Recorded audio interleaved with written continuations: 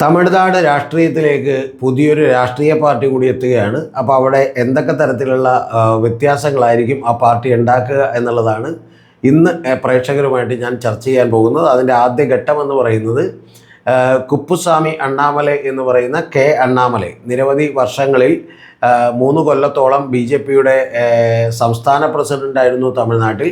വലിയ തോതിൽ ഉള്ളൊരു മൂവ്മെൻറ്റ് അദ്ദേഹത്തിന് ഉണ്ടാക്കാൻ കഴിഞ്ഞു എന്നുള്ളത് വാസ്തവമാണ്.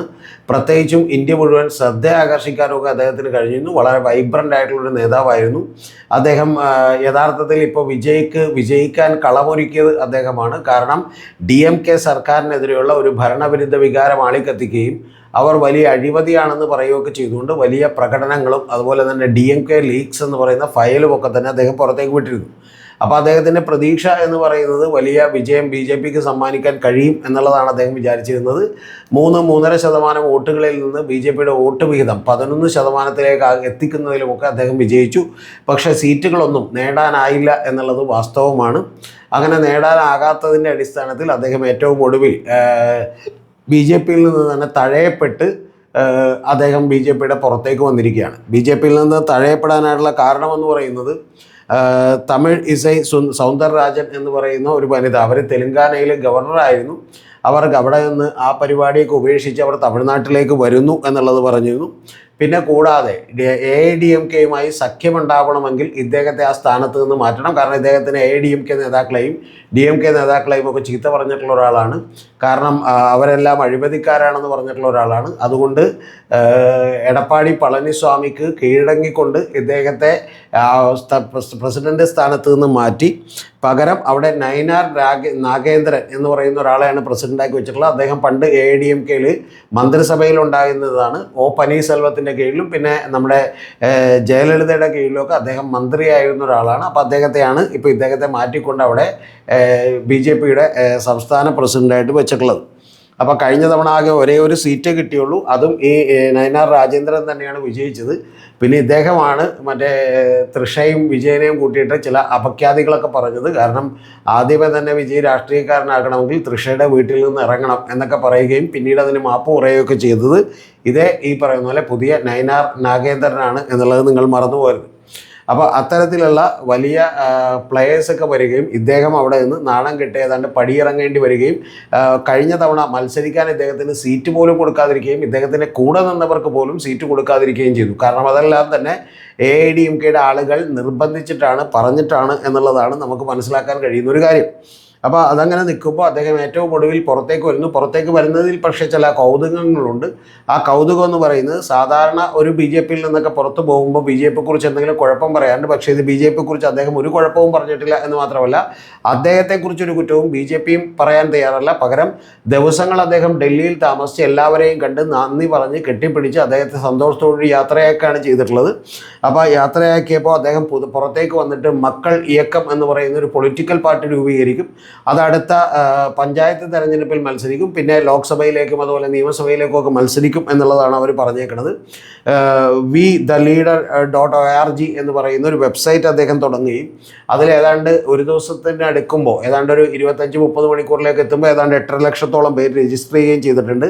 കൂടാതെ അദ്ദേഹം പ്രഖ്യാപിച്ചിട്ടുള്ളത് APJ Abdul Kalam centre for politics എന്ന് പറയുന്ന ഒരു സെൻറ്റർ കോയമ്പത്തൂർ തുടങ്ങുമെന്നും അവിടെ രാഷ്ട്രീയം പഠിക്കാൻ വേണ്ടി വരുന്നവർക്ക് വലിയ പരിശീലനം നൽകുമെന്നും അങ്ങനെ പരിശീലനം നൽകിക്കൊണ്ട് വലിയൊരു സംഘടന അദ്ദേഹം വാർത്തെടുക്കും എന്നുള്ളതാണ് പറഞ്ഞേക്കുന്നത്.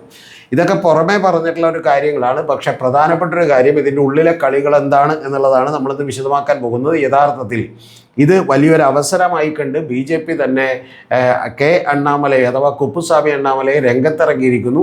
ആ രംഗത്തിറക്കുന്നതിൻ്റെ കാരണം കുറച്ച് കഴിയുമ്പോൾ ദ്രാവിഡ രാഷ്ട്രീയത്തിന് ഇപ്പം തന്നെ ഒരു ഇടർച്ച ഉണ്ടായിട്ടുണ്ട്. അപ്പോൾ ആ ഇടർച്ചയിൽ പിടിച്ച് കയറിക്കൊണ്ട് യഥാർത്ഥത്തിൽ വിജയും അതുപോലെ തന്നെ അണ്ണാമലൈ എന്ന് പറയുന്ന 2 ദ്വന്ദ്വങ്ങളായി ആ രാഷ്ട്രീയത്തെ മാറ്റാൻ കഴിയുമോ എന്നുള്ളതാണ് അവർ പരിശോധിക്കുന്നത്. കാരണം അതല്ലെങ്കിൽ വലിയ നേട്ടമൊന്നും BJPക്ക് ദ്രാവിഡ രാഷ്ട്രീയത്തിലും തമിഴകത്തിൻ്റെ മണ്ണിലൊക്കെ ഉണ്ടാക്കുന്നത് കുറേ കൂടി വളരെ വളരെ ബുദ്ധിമുട്ടാണ് എന്നുള്ളത് അവർ തിരിച്ചറിഞ്ഞിരിക്കുന്നു എന്നുള്ളതാണ് വാസ്തവം. അപ്പോൾ ഇതിലേക്ക് ഞാൻ വരുന്നതിന് മുമ്പ് യഥാർത്ഥത്തിൽ ഈ അണ്ണാമലൈയുടെ ഹിസ്റ്ററി കൂടി നമ്മളൊന്ന് പരിശോധിക്കണം. എങ്കിൽ മാത്രമേ അദ്ദേഹം എങ്ങനെയാണ് BJPയിലേക്ക് വന്നത് എന്നുള്ളതിനെക്കുറിച്ച് നമുക്ക് മനസ്സിലാവുള്ളൂ. യഥാർത്ഥത്തിൽ അദ്ദേഹം IPSകാരനായിരുന്നു, സിവിൽ സർവീസ് ഉദ്യോഗസ്ഥരായിരുന്നു. 35-ാമത്തെ വയസ്സിലാണ് അദ്ദേഹം പെട്ടെന്ന് വലിയ പോസ്റ്റുകളിലിരിക്കുമ്പോൾ അദ്ദേഹം സിംഗം അണ്ണാമല എന്നാണ് അറിയപ്പെട്ടുകൊണ്ടിരുന്നത്. കർണാടക കേഡർ ഉദ്യോഗസ്ഥനായിരുന്നു. പെട്ടെന്ന് അദ്ദേഹം ജോലി രാജിവെക്കുകയാണ് ഉണ്ടായിട്ടുള്ളത്. അപ്പോൾ IPS അദ്ദേഹം എത്തുന്നത് ആദ്യം അദ്ദേഹം PSG ടെക് കോളേജിൽ നിന്ന് മെക്കാനിക്കൽ എഞ്ചിനീയറിംഗ് കഴിഞ്ഞിരുന്നു. അത് അദ്ദേഹത്തിന് വലിയ താല്പര്യമുണ്ടായിരുന്നില്ല. പക്ഷേ അതിനുശേഷം അദ്ദേഹം ഇന്ത്യയിലെ ഏറ്റവും വലിയ MBA കോളേജുകൾ എന്ന് വിളിക്കാവുന്ന, മാനേജ്മെൻറ്റ് സ്കൂളുകൾ എന്ന് വിളിക്കാവുന്ന അവിടെ നിന്ന് PGDBM എന്ന് പറഞ്ഞ കോഴ്സ് കഴിഞ്ഞിരുന്നു. അത് IIM ലക്നൌവിൽ നിന്നാണ് കഴിഞ്ഞത്. IIM അഹമ്മദാബാദും IIM ബാംഗ്ലൂരും ഒക്കെയാണ് ഏറ്റവും വലുത്. പക്ഷേ എങ്കിലും നല്ല കോളേജാണ്, ഏറ്റവും വലിയ പ്രീമിയർ കോളേജാണ്. അവിടെ നിന്ന് തന്നെയാണ് അദ്ദേഹം IIM ലക്നൌവിൽ നിന്നാണ് പഠിച്ചു പാസ്സായത്. ആ പഠിച്ചു പാസ്സായതിനു ശേഷം അദ്ദേഹം സിവിൽ സർവീസ് എഴുതുകയും ഏതാണ്ട് 200-ൽ പരം റാങ്ക് മേടിച്ചുകൊണ്ട് അദ്ദേഹം 234 84 എന്ന് എനിക്ക് ഓർമ്മയില്ല, അദ്ദേഹം അത് മേടിക്കുകയും അദ്ദേഹം IPS കാരനായി ജോലിക്ക് കയറുകയും ചെയ്തു. ആ ജോലിക്ക് കയറിയതിന് ശേഷം 8 കൊല്ലമാണ് അദ്ദേഹം അവിടെ ജോലി ചെയ്തത്. 8-ാം കൊല്ലം കഴിഞ്ഞതിന് ശേഷം ഏതാണ്ട് 35-ാമത്തെ വയസ്സിൽ അദ്ദേഹം ജോലി രാജിവെച്ചു. അപ്പം തന്നെ ആളുകളൊക്കെ ഒന്ന് ഞെട്ടിയായിരുന്നു. കാരണം വലിയ തോതിൽ അപ്പം തന്നെ ഒരു സോഷ്യൽ മീഡിയ റെസ്പോൺസുകളും വലിയ ആരാധനകളും ഒക്കെ ആളുകൾക്ക് തോന്നിയിട്ടുള്ള ഒരാളാണ്. കാരണം നേരത്തെ പറഞ്ഞ പോലെ വലിയ നിക് നെയിമോടുകൂടി സിംഗം അണ്ണാമല എന്നൊക്കെയുള്ളതിലൊക്കെ വലിയ ഖ്യാതി നേടിയ ഒരാളാണ്. അപ്പോൾ അതിന് ശേഷമാണ് അദ്ദേഹം ഏതാണ്ട് 1 കൊല്ലം 2 കൊല്ലം കഴിയുമ്പോൾ പെട്ടെന്ന് അദ്ദേഹം BJPയുടെ തമിഴ്നാട്ടിലെ വൈസ് പ്രസിഡൻ്റായിട്ട് ജോയിൻ ചെയ്യുകയാണ്. ആ തമിഴ്നാട്ടിലെ വൈസ് പ്രസിഡൻ്റായി ജോയിൻ ചെയ്തതിന് ശേഷം ഓഗസ്റ്റ് 2020-ലാണ് അദ്ദേഹം അങ്ങനെ ജോയിൻ ചെയ്യുന്നത്. 2021-ൽ വീണ്ടും അദ്ദേഹം സ്റ്റേറ്റ് പ്രസിഡൻ്റായി ജോയിൻ ചെയ്യുകയാണ്. ആ സമയത്ത് BJPയിലെ ഏറ്റവും പ്രായം കുറഞ്ഞ സ്റ്റേറ്റ് പ്രസിഡൻ്റ് ആയിരുന്നു അദ്ദേഹം എന്ന് പറയുന്നത്. 3 കൊല്ലത്തേക്ക് അദ്ദേഹം അവിടെ കണ്ടിന്യൂ ചെയ്യുകയും അത് BJPക്ക് വലിയ നേട്ടം അവിടെ സമ്മാനിക്കുകയും ചെയ്തു. സീറ്റൊന്നും ഉണ്ടാക്കാൻ കഴിഞ്ഞില്ല. പക്ഷേ ഏതാണ്ട് 3-3.5% വോട്ടുകളിൽ നിന്ന് 11% വോട്ടുകളിലേക്ക് BJP എത്തിക്കാൻ അദ്ദേഹത്തിന് കഴിഞ്ഞു. പക്ഷേ വലിയ പ്രകടനങ്ങളൊക്കെ അദ്ദേഹം നടത്തുന്ന ഒരാളായിരുന്നു. വലിയ യാത്രകൾ അദ്ദേഹം നടത്തിയിരുന്നു.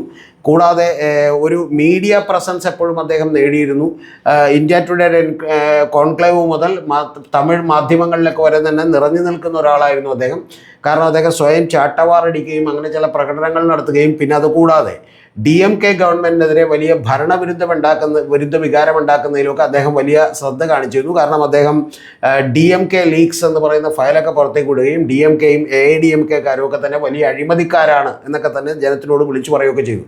അപ്പോൾ ഇദ്ദേഹം ഒരു കറപ്റ്റ് അല്ലാത്ത ഉദ്യോഗസ്ഥനാണ്. കൂടാതെ IPS പോലെയുള്ള കാര്യങ്ങളൊക്കെ ഉപേക്ഷിച്ച് വന്നതാണ്, വലിയ വിദ്യാഭ്യാസമുള്ള ഒരാളാണ് എന്ന് പറയുന്ന പരിഗണന എപ്പോഴും കിട്ടുകയും അദ്ദേഹം ഒരു പല ഡിബേറ്റുകളിലുമൊക്കെ തന്നെ നന്നായി പ്രകടനം നടത്തുകയും ഒക്കെ ചെയ്തു എന്നുള്ളതൊരു യാഥാർത്ഥ്യമാണ്. പിന്നെ മീഡിയകളൊക്കെ ആവശ്യത്തിൽ കൂടുതലുള്ള ഒരു പ്രാധാന്യം അദ്ദേഹത്തിന് പലപ്പോഴും കൊടുത്തിരുന്നു. പക്ഷേ 3 കൊല്ലം കഴിഞ്ഞപ്പോൾ കഥകളൊക്കെ തന്നെ മാറി. കാരണം അദ്ദേഹത്തിൻ്റെ ഒരു നിലപാടെന്ന് പറയുന്നത് നമുക്ക് AIDMKയും വേണ്ട DMKയും വേണ്ട, പകരം നമുക്ക് ഒറ്റക്ക് നിൽക്കാം. ഒറ്റക്ക് നിന്നുണ്ടെങ്കിൽ ഈ തെരഞ്ഞെടുപ്പിൽ നമുക്ക് സീറ്റൊന്നും കിട്ടില്ല. കാരണം 11 സീറ്റിൽ നിന്നൊരു 15-16% എത്തിക്കാം. അതിനുശേഷം ഒരു 22-23%, 25%-ലേക്ക് എത്തുമ്പോൾ സീറ്റുകൾ കിട്ടും. അപ്പോൾ അങ്ങനെ ഒരു 2 തെരഞ്ഞെടുപ്പുകൾ വരെ നമ്മൾ വെയിറ്റ് ചെയ്യേണ്ടി വരും എന്നുള്ളതാണ് വിചാരിച്ചിരുന്നത്. പക്ഷേ BJP മറ്റൊരു ലൈൻ തിരഞ്ഞെടുത്തു. ആ മറ്റൊരു ലൈൻ തിരഞ്ഞെടുക്കാൻ ഏറ്റവും പ്രധാനപ്പെട്ട കാരണമെന്ന് പറയുന്നത് തെലങ്കാനയിൽ അവിടെ ഗവർണറായിരുന്ന BJPയിൽ തന്നെ ഉണ്ടായിരുന്ന തമിഴ് ഇസൈ സുന്ദർരാജൻ എന്ന് പറയുന്ന സ്ത്രീ, അവർ ആ തെലങ്കാന ഗവർണർ സ്ഥാനമൊക്കെ രാജിവെച്ചുകൊണ്ട് അവർ തമിഴ്നാട് പൊളിറ്റിക്സിലേക്ക് വന്നിരുന്നു. അവർ വലിയ പ്ലെയറാണ് അവിടുത്തെ. കൂടാതെ ഏറ്റവും ഒടുവിലായപ്പോഴേക്കും എന്ത് സംഭവിച്ചു എന്ന് വെച്ചാൽ ഈ പറയുന്ന നമ്മുടെ അണ്ണാമലയിനെ അവിടെ നിന്ന് പ്രസിഡന്റ് സ്ഥാനത്ത് നിന്ന് മാറ്റേണ്ടി വന്നതിൻ്റെ കാരണം AIDMKയുമായി സഖ്യമുണ്ടാക്കാൻ തന്നെ തീരുമാനിച്ചു. AIDMKയുമായി സഖ്യമുണ്ടാക്കുമ്പോൾ AIDMK മുന്നോട്ട് വെച്ച കണ്ടീഷനുകളിലൊന്ന് ഒരു കാരണവശാലും അണ്ണാമലയെ BJP പ്രസിഡന്റ് തുടരരുത് എന്നുള്ളതാണ്. അതുകൊണ്ട് അദ്ദേഹത്തെ മാറ്റേണ്ടി വന്നു. കൂടാതെ അദ്ദേഹത്തിൻ്റെ കൂടെയുള്ള ആളുകളെയൊന്നും തെരഞ്ഞെടുപ്പിൽ മത്സരിപ്പിക്കരുതെന്ന് പറഞ്ഞു. അങ്ങനെ ഇത് രണ്ടും തന്നെ സംഭവിച്ചു. അദ്ദേഹത്തിന് ഒരു പ്രാധാന്യവും കിട്ടിയില്ല. തെരഞ്ഞെടുപ്പിൽ മത്സരിക്കാൻ അദ്ദേഹത്തിന് സീറ്റ് കിട്ടിയില്ല, കൂടെ നിൽക്കുന്നവർക്ക് സീറ്റ് കിട്ടിയില്ല എന്നുള്ളതാണ് വാസ്തവം. അപ്പോൾ ആ സ്ഥാനത്തേക്ക് പിന്നീട് പ്രസിഡൻ്റായി വന്നത് നയിനാർ നാഗേന്ദ്രൻ എന്ന് പറയുന്ന ഒരാളാണ്. അപ്പോൾ ഈ നയിനാർ നാഗേന്ദ്രൻ എന്ന് പറയുന്നത് പഴയ AIDMKക്കാരനാണ്. അവിടെ അദ്ദേഹം ഇൻഡസ്ട്രീസ് മിനിസ്റ്ററൊക്കെ ആയിരുന്നു കുറേ കാലം. ജയലളിതയുടെ മന്ത്രിസഭയിലും അതുപോലെ തന്നെ പനീർസെൽവത്തിൻ്റെ മന്ത്രിസഭയിലുമൊക്കെ തന്നെ അദ്ദേഹം മന്ത്രിയായിരുന്നു എന്നുള്ളത് ഓർക്കണം. എന്ന് പറഞ്ഞൊരു സീസൺഡ് പൊളിറ്റീഷ്യനാണ്. അപ്പോൾ അത്തരത്തിൽ AIDMKക്ക് വന്നിട്ടുള്ള ആളെ പ്രസിഡൻ്റാക്കി വെച്ചു. അപ്പോൾ AIDMKയുമായിട്ടുള്ള സഖ്യം വലിയ കുഴപ്പമില്ലാതെ പോയി. പക്ഷേ കഴിഞ്ഞ തവണ അവിടെ 4 സീറ്റുകളുണ്ടായിരുന്നു BJPക്ക്. ഇത്തവണ 1 സീറ്റിലാണ് ജയിക്കാൻ കഴിഞ്ഞത്. ആ ജയിച്ചത് ഈ പറഞ്ഞ പോലെ നയനാർ നാഗേന്ദ്രനാണ്.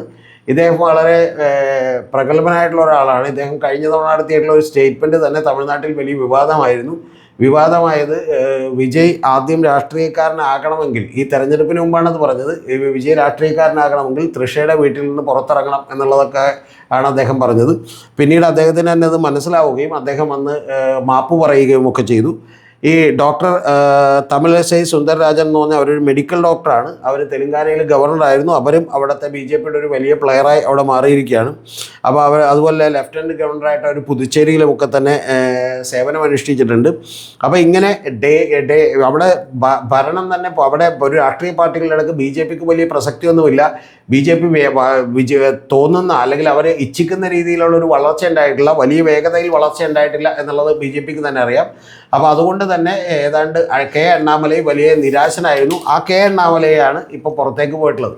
പക്ഷേ ഈ പുറത്തേക്ക് പോകുമ്പോൾ കെ അണ്ണാമലൈ, ഞാൻ നേരത്തെ പറഞ്ഞ പോലെ മക്കൾ ഇയക്കം എന്ന് പറയുന്ന ഒരു പുതിയ രാഷ്ട്രീയ പാർട്ടി തുടങ്ങുന്നു എന്ന് പറയുമ്പോൾ അതും വളരെ സ്മൂത്തായി എല്ലാവിധ ആശംസകളും നേർന്ന് BJP നേതാക്കളൊക്കെ തന്നെ അയക്കുന്നു എന്ന് പറയുമ്പോൾ BJPയിലെ ഒരു സംഘപരിവാർ പ്രവർത്തകനും അദ്ദേഹത്തെ വിമർശിക്കാതിരിക്കുന്നു എന്നൊക്കെ പറയുമ്പോൾ നമുക്ക് വലിയ സംശയം തോന്നും. ആ സംശയം വളരെ യാഥാർത്ഥ്യമാണ് എന്നുള്ളതാണ് വാസ്തവം. അത് ദ്രാവിഡ മണ്ണിൽ BJPയുടെ ഒരു പൊളിറ്റിക്സ് പച്ചപിടിപ്പിക്കുക എന്ന് പറയുന്നത് വലിയ ബുദ്ധിമുട്ടുള്ള ഒരു കാര്യമാണെന്നും, അങ്ങനെ ബുദ്ധിമുട്ടുള്ളപ്പോൾ പലപ്പോഴും ഹിന്ദി, ഒറ്റ ഭാഷ, ഒറ്റ രാജ്യം, ഒറ്റ ഇലക്ഷൻ എന്നൊക്കെയുള്ളവർക്കാണ് BJPയുടെ തന്ത്രങ്ങളെങ്കിൽ അത്തരത്തിലുള്ള തന്ത്രവുമായി അവിടെ ചെന്നിട്ടുണ്ടെങ്കിൽ വലിയ പ്രശ്നമാകുമെന്നൊക്കെ അവർക്ക് കൃത്യമായിട്ട് അറിയാം. അതുകൊണ്ട് അവിടെ വളരാൻ സാധ്യത എന്ന് പറയുന്നത് ഇപ്പോൾ അവിടെ ദ്രാവിഡ പൊളിറ്റിക്സിന് ചെറിയൊരു കുഴപ്പമുണ്ടായിട്ടുണ്ട്, ഒന്ന് ഷെയ്ക്ക് ചെയ്തിട്ടുണ്ട്. അത് ജോസഫ് വിജയ് അവിടെ വന്ന് അധികാരം ഏറ്റെടുത്തതാണ്. TVKക്ക് വലിയ പ്രാമുഖ്യം കിട്ടിയതാണ്. അപ്പോൾ TVKക്ക് 108 സീറ്റുകൾ ഏറ്റവും വലിയ ഒറ്റക്കക്ഷിയായി മാറുകയും അവർ ഭരിക്കാൻ തുടങ്ങുകയും ചെയ്യുമ്പോൾ ഈ അവസരം ഉപയോഗപ്പെടുത്തിക്കൊണ്ട് അവിടെ പൊളിറ്റിക്സിൽ തന്നെ വലിയ വ്യത്യാസമുണ്ടാക്കുകയും ദ്രാവിഡ പാർട്ടികളായിട്ടുള്ള ADMKയും DMKയും ഒക്കെ തൂത്തെറിയുകയും ചെയ്യണമെങ്കിൽ അവിടെ പ്രതിപക്ഷത്ത് നിന്ന് അതിശക്തനായിട്ടുള്ള മറ്റൊരാൾ കൂടി വരണം. അങ്ങനെ വരാൻ കഴിയുന്ന ഒരാളായി കെ അണ്ണാമലയെ കാണുകയാണ് BJP എന്ന് വേണം നമ്മൾ മനസ്സിലാക്കാൻ. അങ്ങനെ കെ അണ്ണാമലൈ മക്കൾ ഇയക്കം എന്ന് പറയുന്ന ഒരു സംഘടന ഉണ്ടാക്കുകയും അദ്ദേഹത്തിൻ്റെ ഫാൻ ബേസും അതുപോലെ BJPയുടെ സപ്പോർട്ടേഴ്സ് എല്ലാവരും കൂടി 8.5 ലക്ഷം പേര് അദ്ദേഹത്തിൻ്റെ ഫോളോവേഴ്സായി ഈ കുറഞ്ഞ സമയത്തിനകം മാറുകയും ചെയ്യുന്നു എന്നൊക്കെ പറയുമ്പോൾ നമ്മൾ സംശയിക്കേണ്ട ഒരു കാര്യമെന്ന് പറയുന്നത് ഇത് BJPയുടെ ഒരു ലോങ് ടേം പദ്ധതിയാണ്.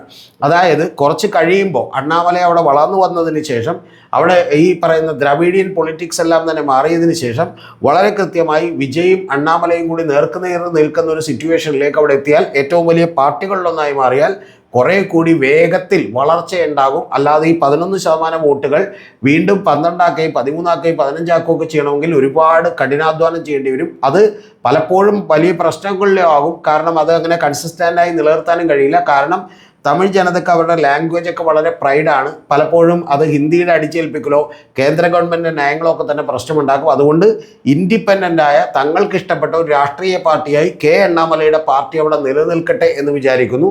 അതുകൊണ്ട് തന്നെ അത്തരത്തിലുള്ള ഈ പാർട്ടി രക്ഷപ്പെടുകയാണെങ്കിൽ, വലിയ തോതിൽ വളരുകയാണെങ്കിൽ നമ്മളൊരു കാര്യം മനസ്സിലാക്കണം, ഇതിൻ്റെ പുറകിൽ BJPയുടെ ഫണ്ടിങ് അടക്കമുള്ള വലിയ സഹായങ്ങൾ ഉണ്ടാകും എന്നാണ് ഞാൻ വിചാരിക്കുന്നത്. കാരണം ഒരാൾ പാർട്ടി വിടാൻ വേണ്ടി ചെല്ലുമ്പോൾ നിതിൻ നബീൻ എന്ന് പറയുന്ന BJPയുടെ പ്രസിഡന്റിനെ കാണാം, അമിത്ഷായെ കാണാം, കണ്ടിട്ട് പറഞ്ഞിട്ട് പോരാമെന്നുള്ളതിനപ്പുറം ദിവസങ്ങളോളം ഡൽഹിയിൽ താമസിച്ച് നിരവധി മണിക്കൂറുകളെടുത്ത് ചർച്ചകൾ നടത്തേണ്ട ആവശ്യമൊന്നുമില്ല. അങ്ങനെ ചർച്ചകൾ നടത്തിക്കൊണ്ടാണ് കെ അണ്ണാമല ഈ തീരുമാനത്തിലേക്ക് എത്തിയിട്ടുള്ളത്. എന്ന് പറഞ്ഞാൽ തമിഴകം പിടിക്കാനായിട്ട് ഒരു പ്ലാൻ B ആണ്. ആ പ്ലാൻ Bയുടെ മുഖമായിട്ട് യഥാർത്ഥത്തിൽ കെ അണ്ണാമലൈ മാറുന്നു അല്ലെങ്കിൽ മാറ്റുന്നു എന്നുള്ളതാണ് വാസ്തവം.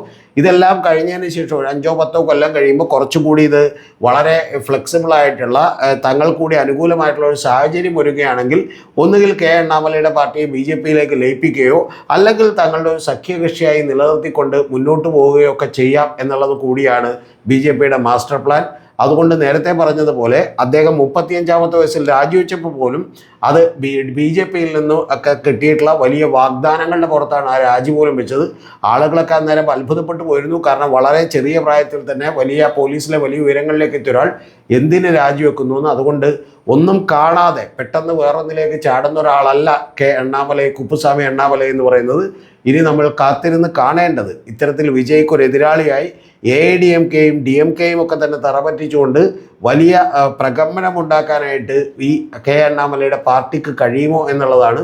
അല്ലെങ്കിൽ പോലും മീഡിയകളിലെങ്കിലും ഏറ്റവും വലിയൊരു പ്രതിപക്ഷമായി മാറാൻ കെ അണ്ണാമലയ്ക്ക് കഴിയുമെന്നാണ് ഞാൻ വിചാരിക്കുന്നത്. അങ്ങനെ കഴിയുമ്പോൾ സ്വാഭാവികമായിട്ട് ഗ്രൗണ്ടിൽ എത്രത്തോളം പോസിബിൾ ആണെന്ന് നമുക്കറിയില്ല.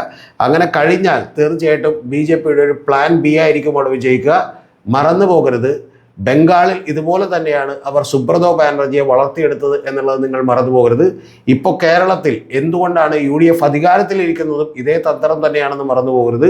അവർക്ക് വളരാനുള്ള സാഹചര്യങ്ങൾ ഒരുക്കാൻ വേണ്ടി ഒരു സ്റ്റോപ്പ് ഗ്യാപ്പ് അറേഞ്ച്മെൻറ്റുകളാണ് ഇതെല്ലാം.